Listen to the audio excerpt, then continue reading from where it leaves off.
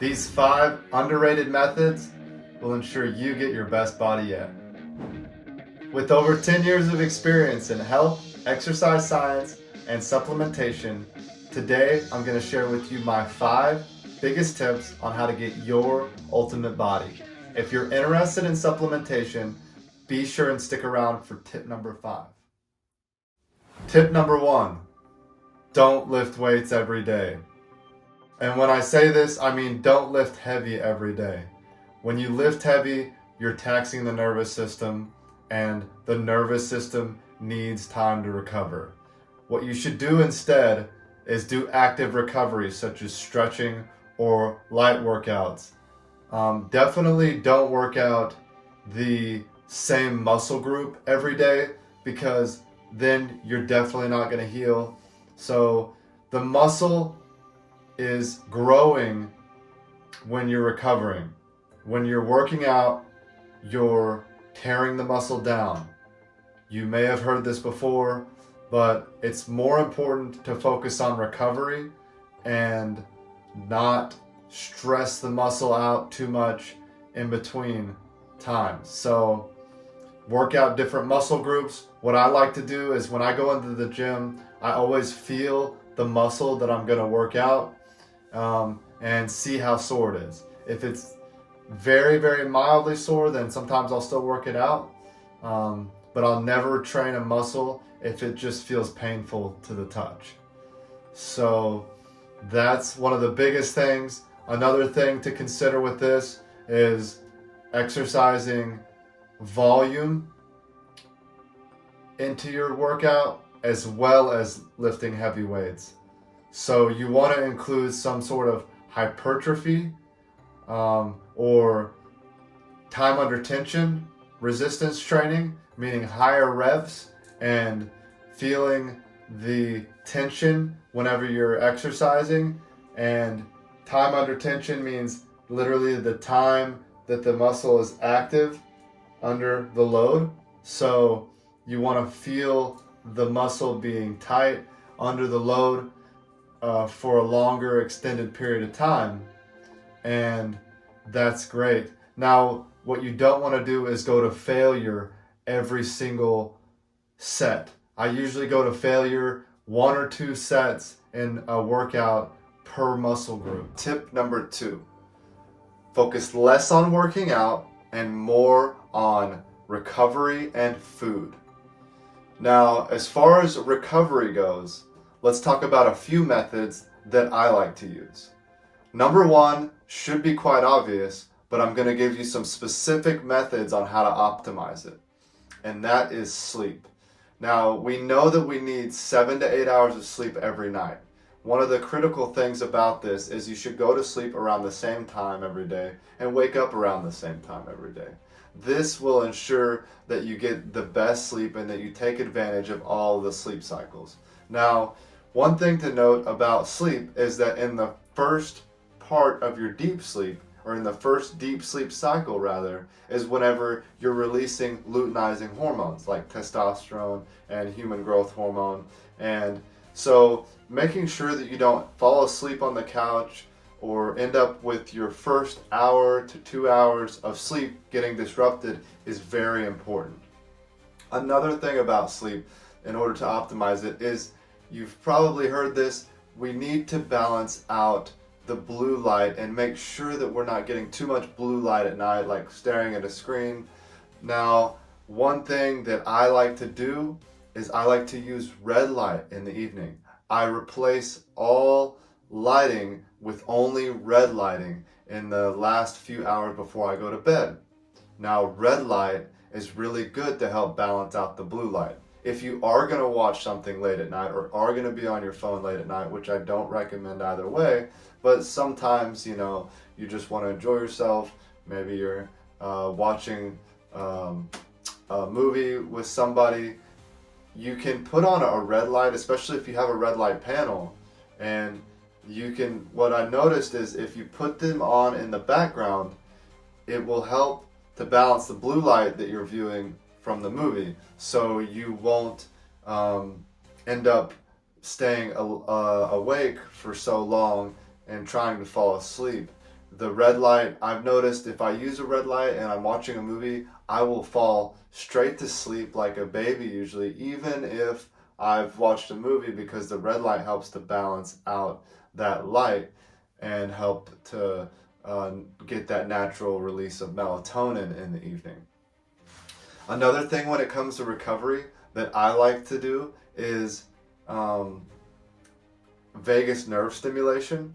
But first, let's back up a little bit. Let's talk about activating the parasympathetic nervous system. So whenever we're in fight or flight mode and we're in the sympathetic nervous system, it's when we're super alert and focused on like something that's happening that can cause us danger potentially. Ancestrally, we would use the fight or flight mode to get away from predators. So fight or flight has its uses if you get in danger, or if you end up in a car wreck or something like that and you have to act in a way that's very fast and remediating the situation. But we don't want to be in this situation most of the time, or this sympathetic nervous system most of the time. So regularly activating your parasympathetic nervous system will help you to recover and help your body to heal faster and recover better. So a few of the ways that I like to improve my parasympathetic nervous system is through breath exercises, and we can do this with a specific type of pranayama that's great, and I'll show you that in just a moment. But first off, anytime that you get into a situation where you're in a sympathetic nervous system, so where you're in fight or flight, say you're in traffic, this is a really great life hack that I found has absolutely helped me a lot, and that's to take a moment when I get in that situation and take some physiological sighs. And these are what a baby does whenever it cries to help activate the parasympathetic nervous system. And so it's something that's ingrained in us, but it's something that a lot of us forget how to do. And so what you can do, and I learned this from Dr. Huberman, is you can take a double inhale, a quick in the nose, and a slow exhale. So 2 inhales quickly into the nose and completely fill the lungs, and then release it slowly. And you do this a few times, anytime throughout the day where you're feeling stressed, and that will be huge.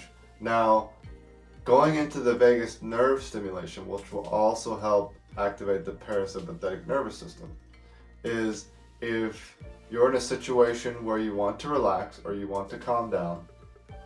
And what I want to note is, when we're going through anxiety or when we're going through these types of situations, you can't think your way out of it. And the more you do that, the more upset you're going to be. The more you try to focus on, oh, how do I fix this? Your mind won't fix it.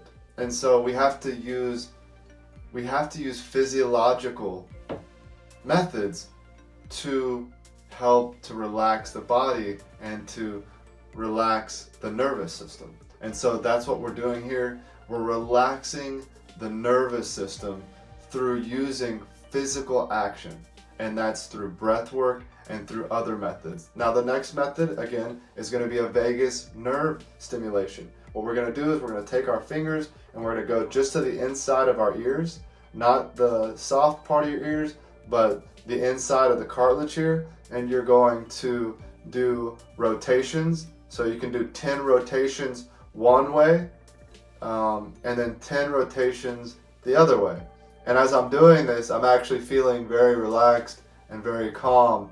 So it really works really quickly. So you can do that anytime throughout the day when you're feeling stressed, or anxious, and that will help to activate the recovery mode. Now, the next thing I want to talk about is going to be food and nutrition. And so we know that processed foods are terrible for us. So whatever diet you decide to do, keeping it very simple to ingredients that you know are basic. Stay away from any boxed product that has tons of ingredients, because our bodies aren't meant to handle that.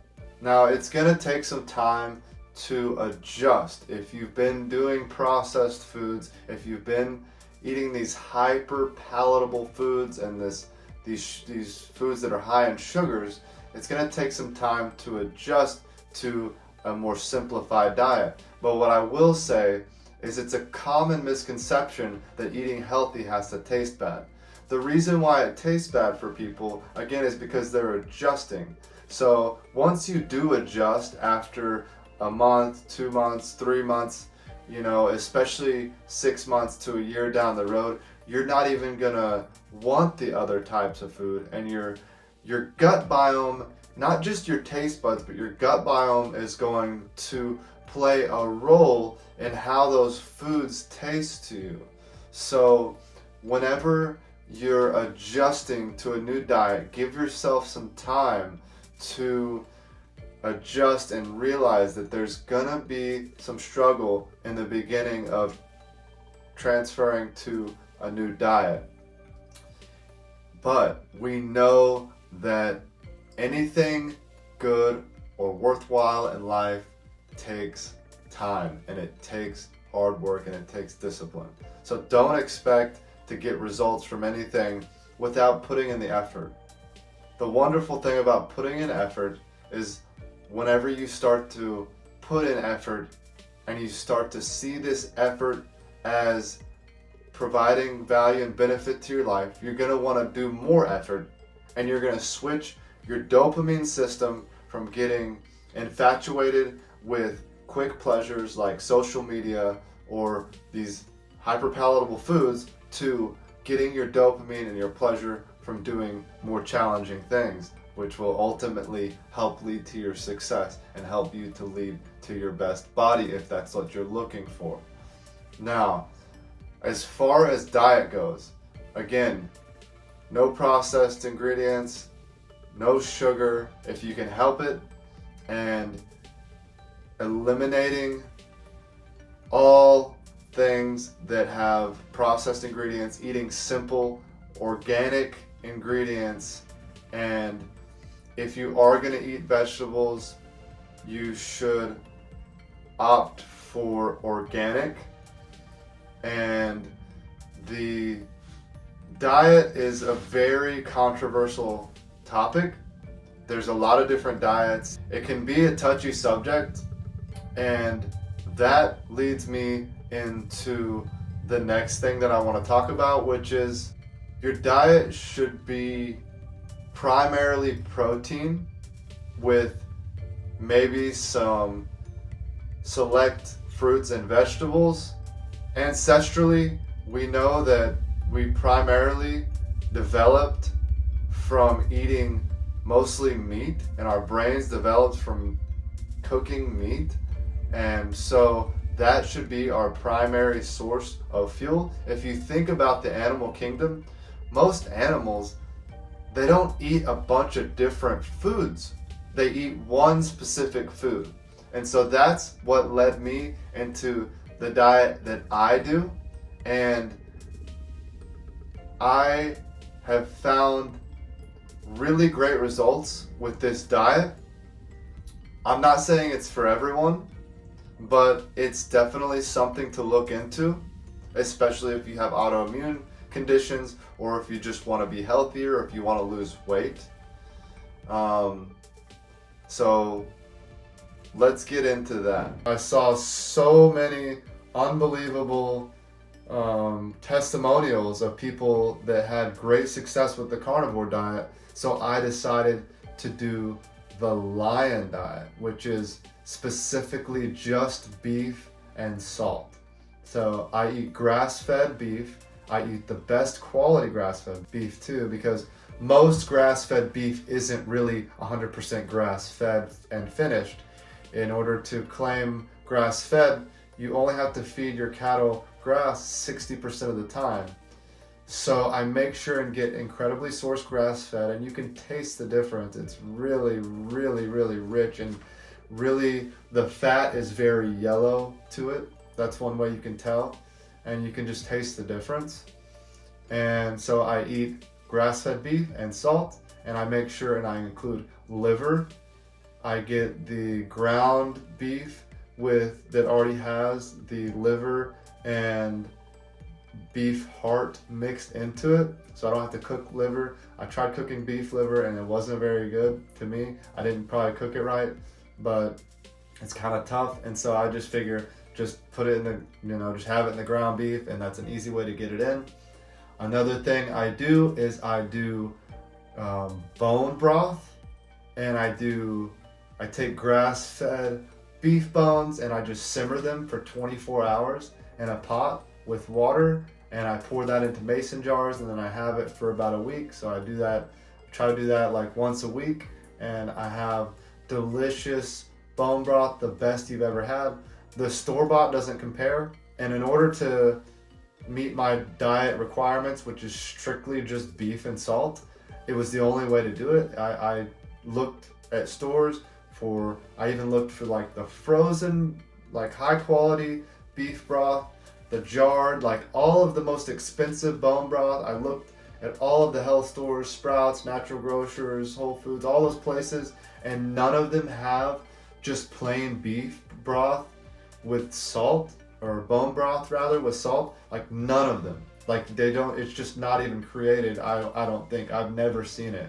And so I just make my own, and let me tell you, I've had those store-bought bone broths before, and I used to do them before I was carnivore, and there's no comparison. Like when I make this stuff and I put it in a jar and I put it in the fridge, when I take it out, like I can't even shake it hard enough to get it out. It turns into complete gelatin, because there's all of this gelatin in it and all the collagen, and it's so good for your gut, and it's so good to heal your body, and it's so important to include, because we're supposed to eat the full animal. And especially when you're doing something like I'm doing, you need to be including these things. I'm gonna skip ahead a little bit to a few supplements before I get to the supplements in a little bit, because this touches on the carnivore diet. A few of the supplements that I take personally, that if you're doing carnivore that you should take, is vitamin D3 with K2. The K2 helps the D3 to absorb. And you can get vitamin D from the sun outside, but you're likely not getting enough even on a sunny day. So just taking a vitamin D supplement every day, make sure that you're getting enough, and you're not going to really overdo it if you just do 5,000 to 10,000 IUs a day. Another thing that I do is potassium and magnesium at night. So I take about 400 milligrams of magnesium, and I don't know how many, I just do a few scoops of potassium. You really can't overdo it on that. But it says 1/4 teaspoon is a serving, but I do like 2 teaspoons or something like that. Let me take that back. I do about half a teaspoon, and it says like 1/8 of a teaspoon is a serving, but you can do a lot of potassium and not overdo it. And so I probably do like another 400 milligrams of potassium, let's say. And then I also take, let's see. Yeah, those are really the main supplements that you would need to take on the carnivore diet. Some people say maybe you should take omega-3s, but if you're getting plenty of the really good high quality grass-fed ground beef, I think you're getting enough omega-3s. And the other thing is iodine.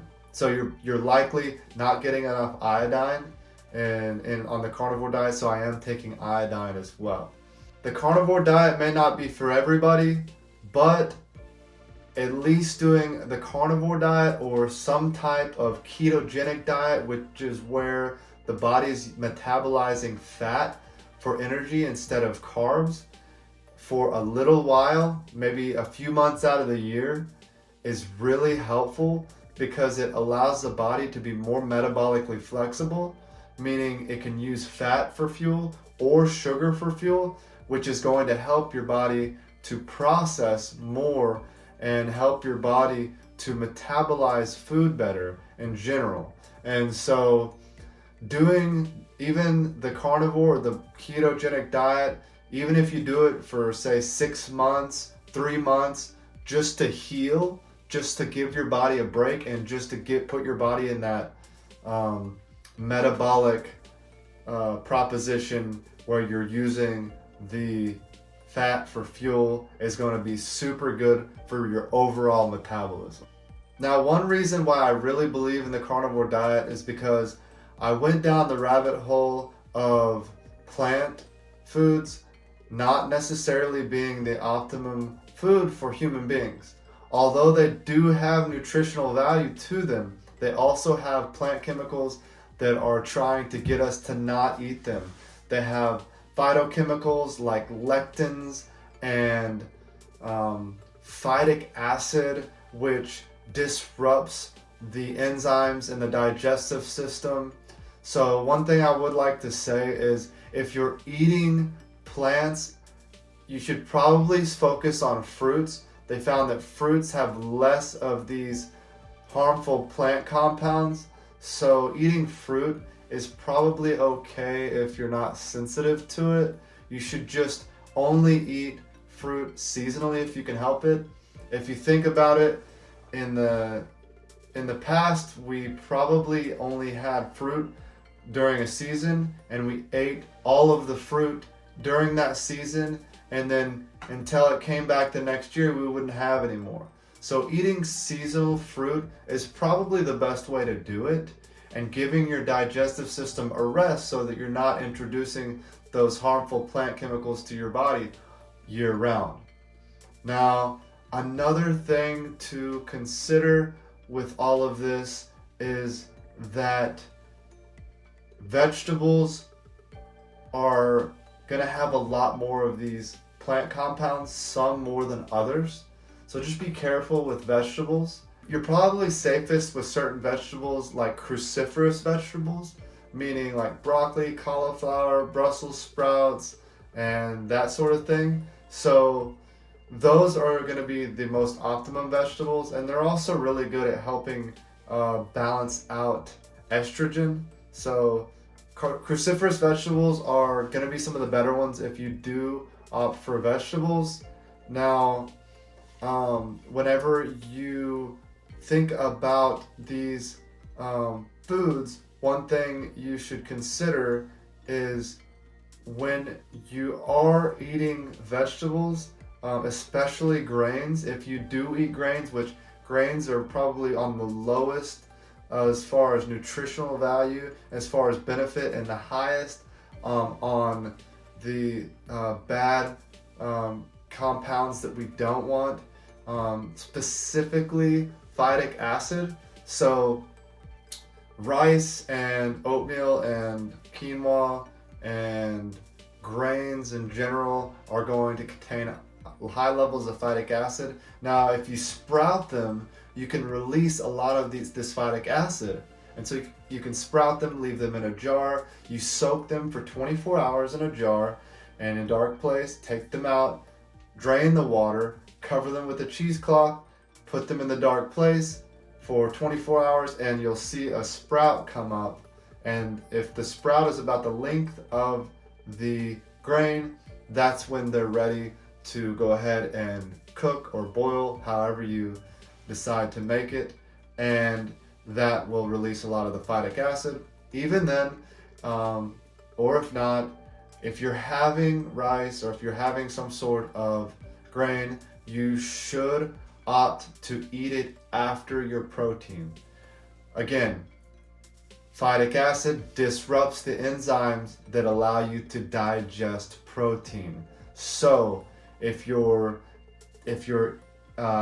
eating like a protein source, say you're eating a steak with some rice and some broccoli or something, then you should eat the steak first so that it has the proper digestion and you get the most amino acids out of that meat before you go ahead and eat your rice, so that you're making the most out of your protein.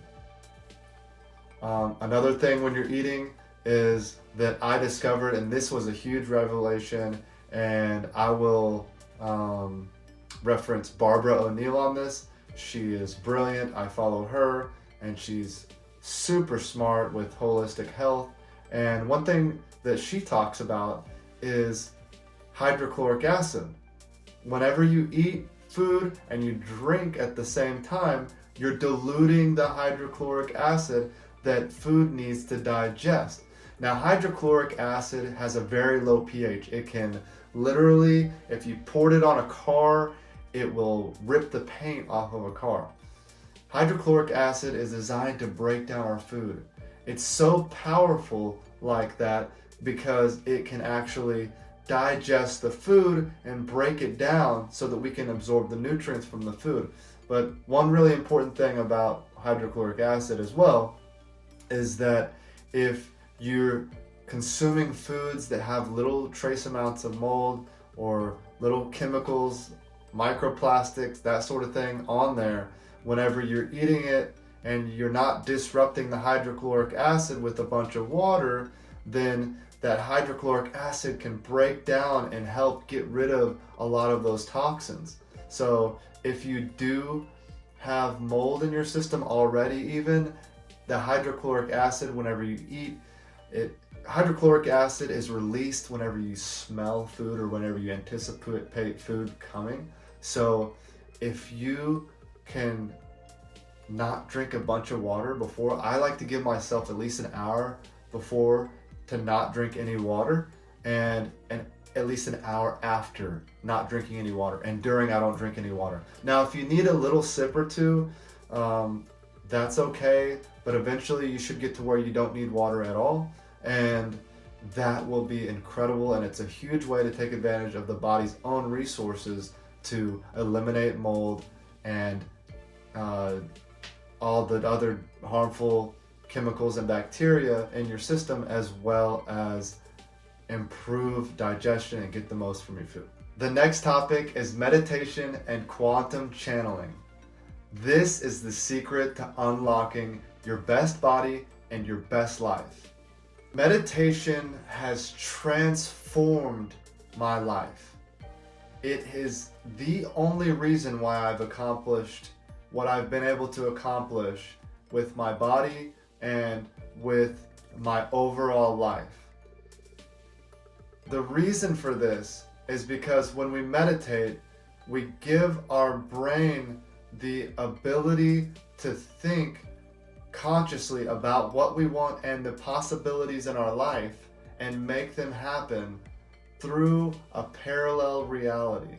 If you focus on this enough through meditation and through specific practice, then you can have whatever it is you desire.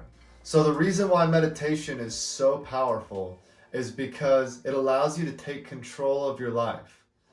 For me, my favorite way to meditate is using convergent meditation.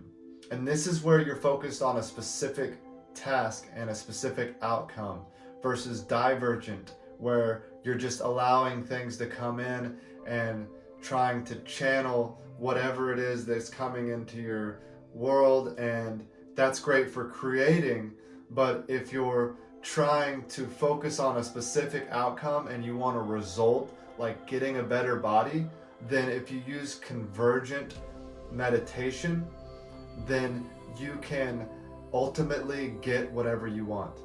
The only way to have whatever it is you want in life is to have a focus on it and to not allow yourself to just passively go through life.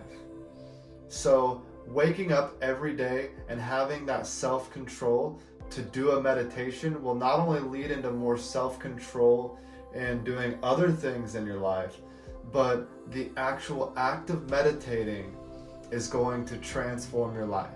And it only takes a few minutes, and it's absolutely one of the most life-changing things you can do. Now, another reason why this is so powerful, especially first thing in the morning, is because whenever you wake up is when you're programming your mind. So the best thing you can do is not pick up your phone, not respond to any text messages, not respond to anything. Maybe have a glass of water, a little bit of salt is great to mineralize the body and wake the system up and help with the electrons through your body. So just a glass of water is great in the morning, and then go straight into your meditation. And if you do this, I promise you, your life will change. It changed mine for sure. So I'm going to teach you how to do this and how you can take all of the advice that I've gotten and condense it down for you to get the best results. What I want you to do is I want you to use gratitude. I know you've heard about gratitude, and I want you to use visualization. And you combine these two things and you will have incredible results. So you're going to take about 10 minutes to meditate. That's it. 10 minutes. You've got 10 minutes in the morning, and it will change the outcome of your entire day. And what I want you to start with is the breathing exercise that I showed you. So do that breathing exercise, and as you're doing that breathing exercise, I want you to think about 3 things that you're grateful for.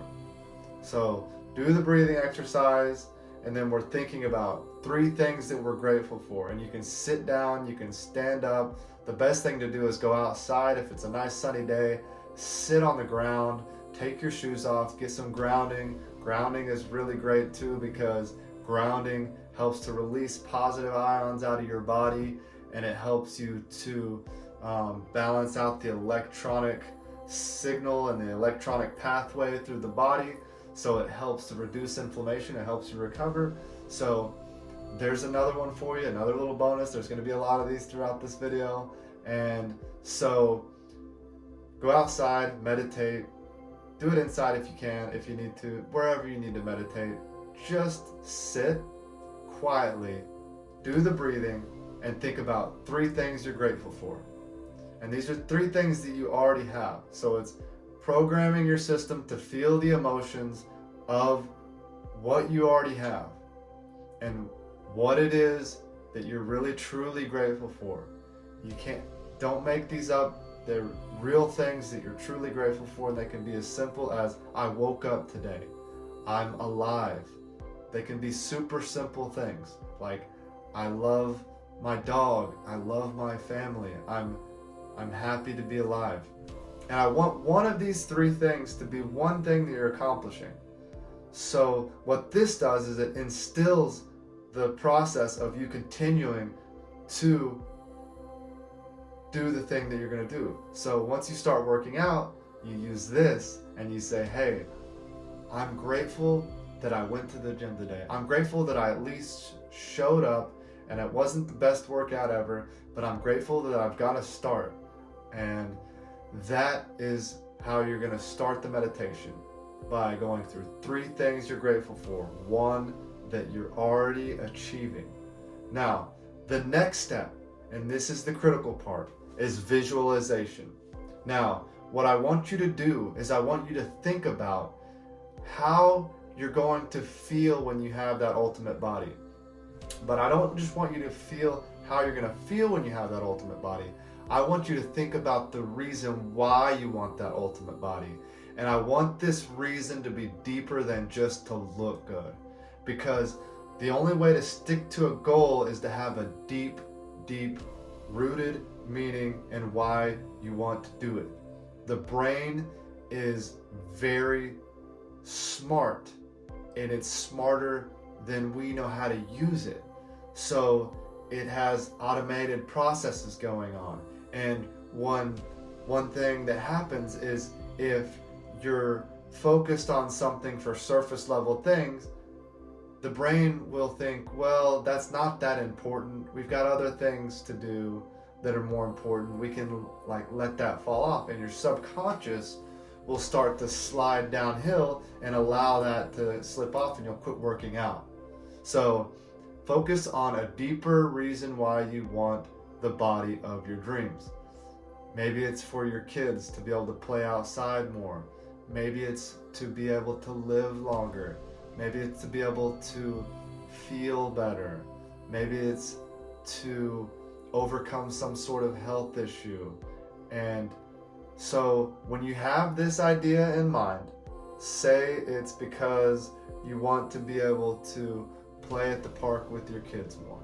So you're going to think about what it feels like and visualize yourself in your most optimum physical form playing in the park with your kids. Me and my son, we play frisbee, and so it would be, if I were to do this visualization, it would be, okay, I am at the park, I'm super ripped, maybe I have my shirt off, who knows, but like I'm super ripped and I'm playing frisbee and I'm like running as fast as I can, like I'm super in shape, and we're laughing, and you're thinking about the emotions that you're feeling. So that's the critical thing about this, is feeling the emotions. Neville Goddard talks about this, feeling the emotions of the situation that you want to be in, and feeling what that feels like to actually be there. So again, with this meditation, to recap, you're going to do the breathing, the nostril breathing. While you're doing that, that's going to get you primed up. You don't have to do it the whole time, but at least do it for 3 to 5 minutes starting out in the morning. And then while you're doing that, have your gratitude practice. 3 things that you're grateful for. 1 that you're working towards. 1 thing that you're achieving, and you're grateful for your success in that and your progress in that. And maybe it's you're grateful for your ability to fail through that. If you can be grateful for your failures, that's huge. That's where most people fail, is when they fail, they give up.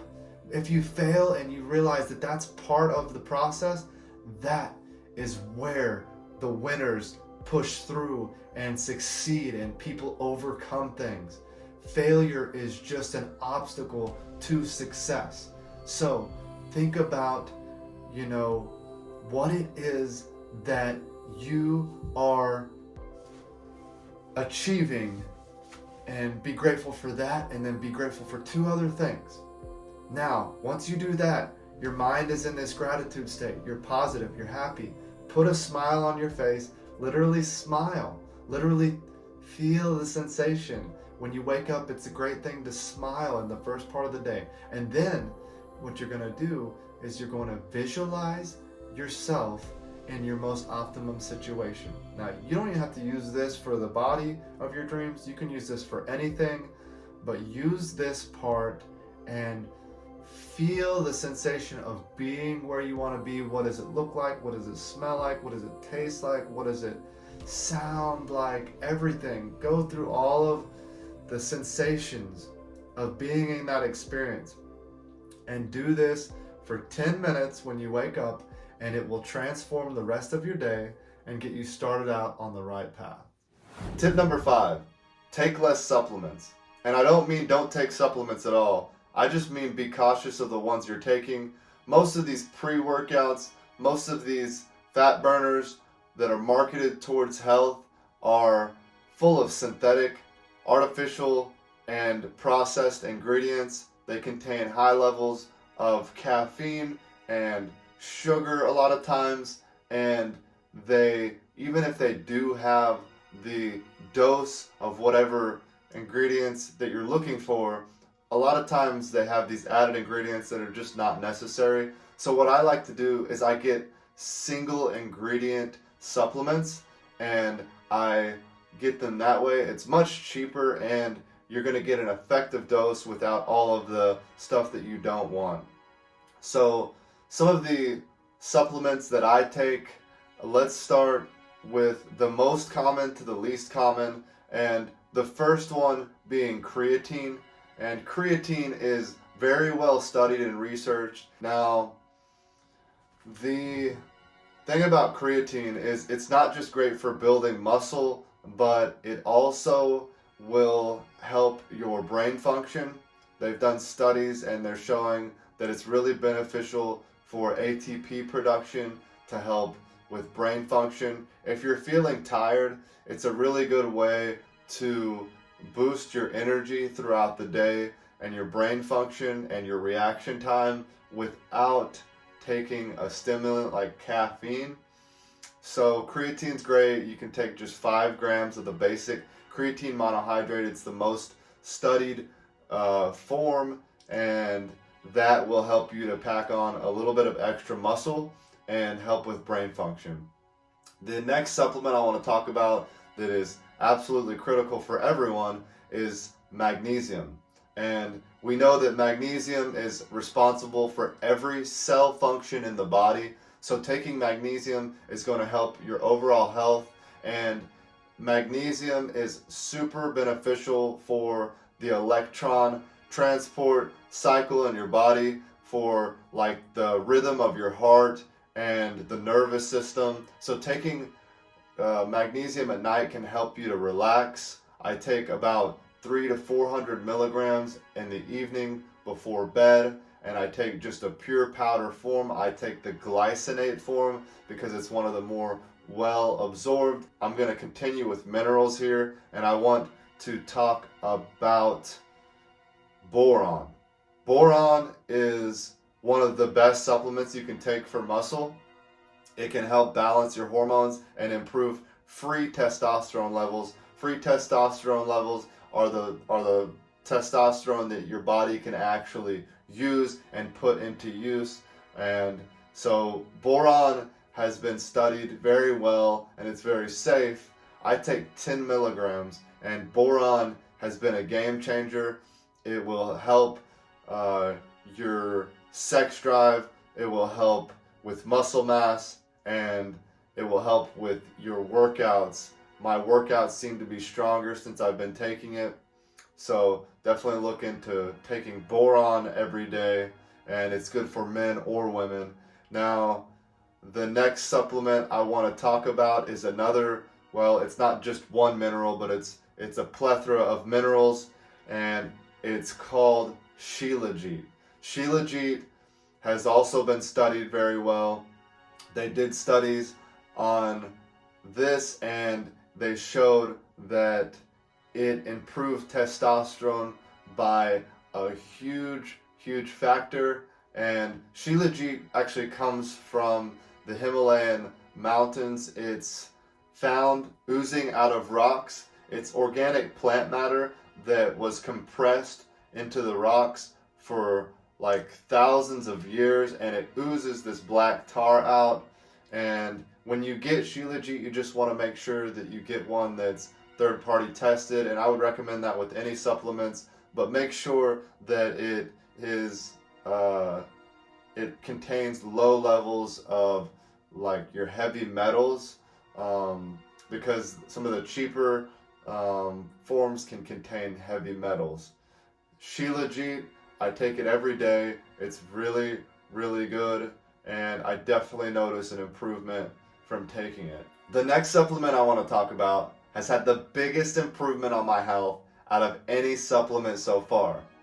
And this category, by a lot of doctors that understand them, are known to be the future of medicine. They're saying this could be the future as far as helping people to actually get to the root cause of whatever it is they're going through. And these are called peptides. And peptides, I'm not talking about like collagen peptides. I'm sure you've heard of those. I'm talking about short chains of amino acids less than 50 long that are actually able to integrate with your cells and create a biological function to help the body to regulate different processes. So there are many different peptides. The first peptide I want to talk about is called VIP peptide, and this is vasointestinal peptide.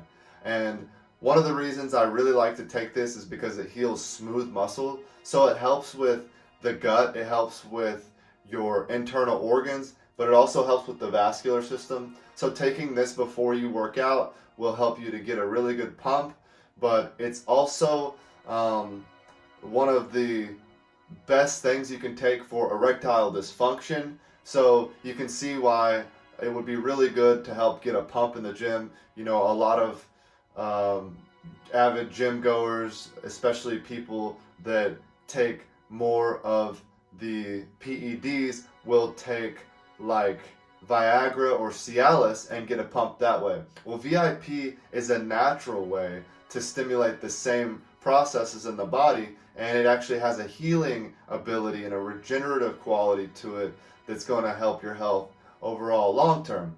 Now, VIP is very versatile, and VIP is actually one of the biggest parts of the mold recovery protocol. So it's really good for helping as an antifungal and helping to heal smooth muscle in the body. So it helps to heal your internal organs, and it helps to heal the vascular system as well.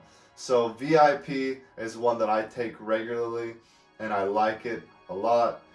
The next peptide I'd like to talk about is the most popular peptide, and it's called BPC 157. Now, BPC 157 stands for Body Protective Compound, and this peptide is really good for regenerating tendon and regenerating muscle, but also helping to heal injuries. And so it increases nerve growth factor at the site of the injury. So one really good thing about this is, like, if you had an elbow injury and you took this, it will help to stimulate the growth of new tendon, new ligament. And so BPC 157 has been really effective for people. Instead of going for surgery, a lot of people have been able to heal their issue with BPC 157. So BPC 157 is also combined a lot of times with TB500, and this is called the Wolverine stack. And TB500 is really good for muscle specifically. When you combine this with the BPC 157, you have a really good healing stack that will heal muscle and tendon. The next category of peptides I'd like to talk about are called GHRPs, or growth hormone releasing peptides, and these peptides help stimulate growth hormone, as you would assume. The thing about growth hormone itself, if you take the actual growth hormone, which is illegal in a lot of states, and especially for sports, you know, it's considered a PED. So bodybuilders will take this and pack on a lot of muscle mass because it helps your body to heal so fast. The thing about taking growth hormone itself is it has a lot of negative adverse effects. Now, the beautiful thing about these growth hormone releasing peptides is, again, peptides just stimulate your own body's natural response. And peptides, you generally, with most peptides, can't take too much. So your body's just going to have its own processes optimized at their peak level. So these peptides, they won't stimulate growth hormone to a naturally, like, unbiological level, or unnaturally biological level. They will help your body, however, to release enough growth hormone for your body to have its normal processes regulated, like healing skin and healing muscle. And what I will say with the growth hormone releasing peptides is they've actually been the biggest improvement that I've seen as far as exercise, as far as recovery. I took these peptides, especially whenever you take them for several months. When I was on these growth hormone releasing peptides, specifically CJC 1295 and ipamorelin, those are the two that I like to take because they're the safest with the best benefits. And after several months of taking these, I would notice that when I would work out, like, I literally could not get sore. and I would train like legs like as hard as I possibly could, like harder than I normally would, and I know what it feels like when I've trained to a certain degree, what I'm gonna feel like the next day. And I'm telling you, when I would use these peptides, I was basically not even sore. I would forget that I worked out the next day, and I'd be like, man, I don't feel very sore. That stuff really works. So peptides are absolutely a game changer, and not just for building muscle, not just for exercise, but they're really good and really effective at helping with different processes throughout the body. There are several other that I'll talk about in future videos, but definitely peptides have been one of the most effective things that I've been able to take for my health to not only recover and regenerate the body, but help to have better performance and overall vitality. The next supplement I want to talk about is one that I take every day, and it's one that I'm very excited about. I tell people about it all the time, and I have probably 30 different people taking it now religiously. Everybody that started taking it is now hooked on it. It's called methylene blue. And methylene blue is a synthetic dye, or it was originally founded as a synthetic dye. And don't be alarmed by the synthetic factor of it, because it's very safe and it's very effective. Now, this methylene blue was found in 1876. It was the first pharmaceutical that they ever found, and they found that they could treat malaria in World War II with it. They found that it not only treated malaria, but that it treated cyanide poisoning, carbon monoxide poisoning, snake bites, spider bites, and the list goes on and on. They still use it in some hospitals. It's a very effective treatment against overdosing. So methylene blue is extremely powerful. So the reason for this is because methylene blue, it creates more oxygen within your mitochondria, which is the energy of your cell. All disease is a lack of oxygen in the cells. So methylene blue is extremely, extremely good for basically anything. When you take it and you're working out regularly, it helps with soreness, but it helps with energy like you wouldn't believe. When I take methylene blue before I work out, I have to tell myself, okay, it's been an hour. It's been an hour and a half. It's time to give it a break, because you're going to be really sore if you don't chill out. Another thing about methylene blue is because it improves the ATP function, there's more ATP in our brain than anywhere else in our body. So it really helps with mental clarity and focus, but it's not a stimulant. So it will help give you energy, but it's like a calm, relaxed energy. You feel alert, but you also feel more able to handle difficult situations because you're not stressed out. Your brain is just functioning at its best. And so methylene blue is something I take regularly. A really cool thing about methylene blue is, I mentioned red light before. Now red light improves photobiomodulation. So it improves the ability for light to be absorbed into the body.